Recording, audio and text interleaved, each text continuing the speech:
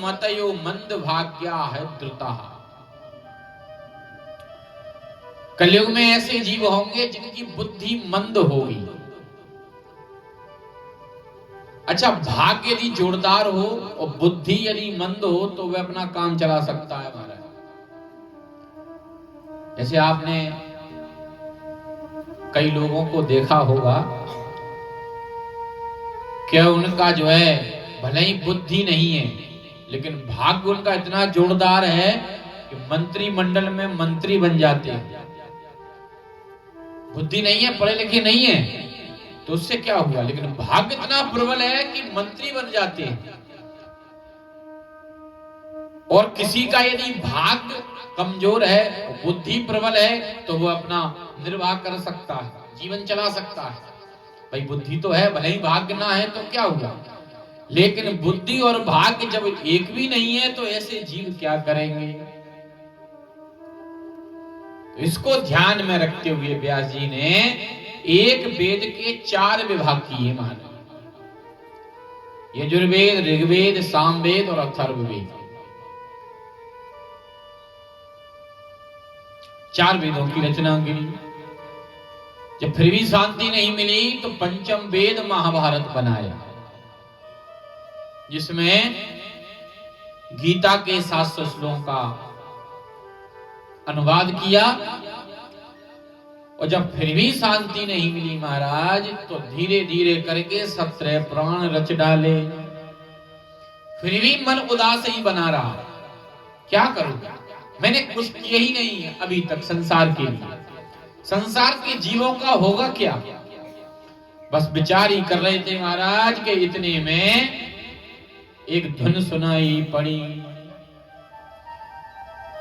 नारायण नारायण नारायण श्रीमन नारायण नारायण नारायण नारायण नारायण नारायण श्रीमन नारायण नारायण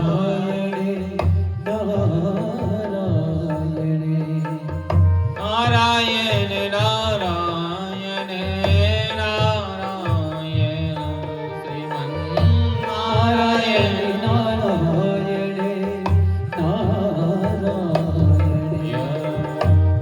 नारायण नारायण करते नारद जी को देखा, तुरंत ही आसन दिया और कहा, देवर्षि कहो व्यास जी महाराज। बोले, मैंने सब कुछ समाज के लिए किया लेकिन फिर भी मुझे शांति नहीं मिल रही है। इतना कुछ किया मैंने, इतने ग्रंथ बना के तैयार किए। नारद जी ने कहा, देखो आप भले ही कुछ भी लिखते रहो, जब तक भगवान के भक्तों की गाथा नहीं लिखोगे, उनकी कथा नहीं सुनाओगे, तब तक मन शांत होने वाला ही नहीं है। अरे आप जब तक भगवान के भक्तों की गाथा नहीं सुनाओगे, उनका चरित्र नहीं लिखोगे, जब तक कुछ होने वाला नहीं है। तो महाराज मुझे देखो, तुम्हें क्या, बोले मुझे देखो व्यास जी महाराज, मैं एक दासी पुत्र था पूर्व जन्म में।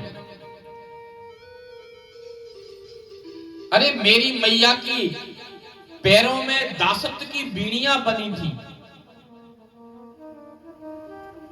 पूर्व काल का चरित्र सुना रहे हैं नारद जी। कहते हैं, व्यास जी महाराज मैं एक दासी पुत्र था, मेरी मैया घर घर जाकर के दासत्व का काम करती थी।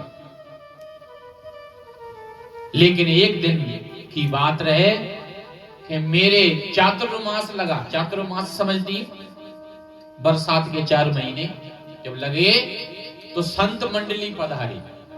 वो हमारे दरवाजे पर आकर के, थोड़ी जगह थी तो वहां संतों ने अपना चिमटा गाड़ दिया और जैसे ही लगाया, और क्योंकि संत नदियों और नहरों को नहाते नहीं हैं, उनको लांग करके नहीं जाते बरसात में, तो उनको बढ़िया सा जगह देख करके और अपना वही डेरा जमा लिया। और मेरी मैया वहीं पास में रहती थी, मैं भी माँ के साथ में विराजता था। ब्याजी महाराज जैसे ही मेरी मैया ने संतों को देखा तो प्रफुल्लित तो हो गई, निकल करके आई ही संतों के लिए बढ़िया भोजन पानी की व्यवस्था करके आज अतिथि आए हैं, साक्षात मेरे घर में भगवान आए हैं, तो मैं क्यों नहीं सेवा करूं, ये मौका नहीं जाने दूंगी। तो मेरी मैया सेवा करने लगी, मैं भी मैया के हाथ बटाता था, उनके साथ मैं भी सेवा किया करता था। लेकिन सेवा करते करते धीरे धीरे पता भी नहीं चला कब महीने निकलते गए, मेरा मन भगवान के भजन में लगने लगा, क्योंकि रोजाना पूजा पाठ हुआ करे। भाई घर में यदि माता पिता दादा दादी सभी संस्कारवान होंगे तो बच्चे तो अपने आप हो जाएंगे, उनको करने की आवश्यकता नहीं है। परसों के दिन जब हम आए थे राव साहब के जहां, तो छोटा सा बालक है इनका 1-2 साल का, तो महाराज जैसे ही आए तुरंत ही पैर छीले। इसका मतलब क्या है? इसका मतलब है कि जब घर में ही ये परंपरा जब प्रारंभ हो जाती है तो बच्चों को सिखाने की आवश्यकता नहीं है, वो ऑटोमेटिक ही चली जाती है। उसी प्रकार अब नारद जी कहते हैं ब्याजी महाराज मैं भी मैया के साथ में हाथ बटाता था, उनके जूठे बर्तनों को साफ करता था, भोजन परसता था, उनके लिए सारी व्यवस्थाएं करता था। एक दिन मैंने संतों से जाकर के कहा कि गुरुजी आप मुझे अपने साथ ही ले चलो। तो संतों ने कहा बेटा तू हमारे साथ जाएगा, तेरी मैया है, अभी मैया की सेवा कर, और हम तुझे ले जाएंगे तो तेरी मैया हमें गाली और देगी कि अच्छी मैंने सेवा की, संत जी मेरे ही बेटे को ले गए। महाराज बस मैं सेवा करता रहा एक दिन, लेकिन मेरा मन भगवान में अपने आप लगने लगा। जब लगने लगा तो मैंने संतों से कहा गुरुजी मुझे अब मंत्र ही दे दो। बोले हाँ मंत्र दे देंगे, पर यही जपना, मैया का साथ में रहना, साथ न छोड़ना। और नहीं छोड़ूंगा गुरुजी। बस ऐसा करके, और महाराज इधर मैया भी आ गई, 4 महीने पूरे होने को हुए।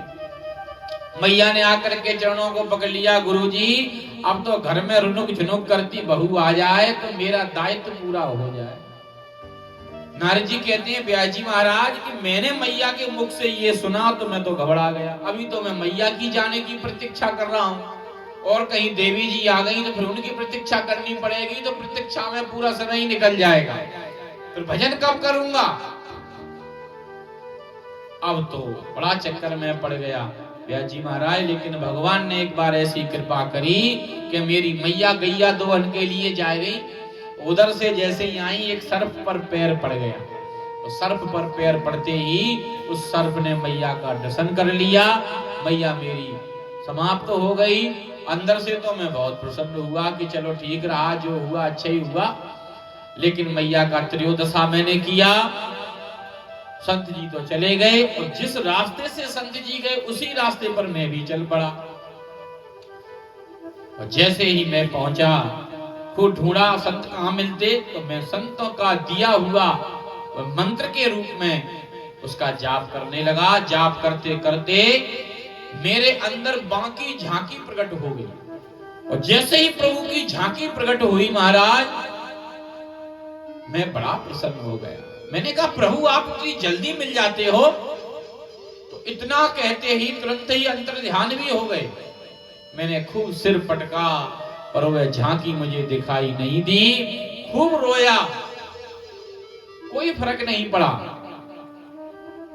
लेकिन आवाज आई, अविपरिपाक कथाया नाम। बेटा अभी तू परिपक्व नहीं हुआ है, अभी तू मेरा भजन कर।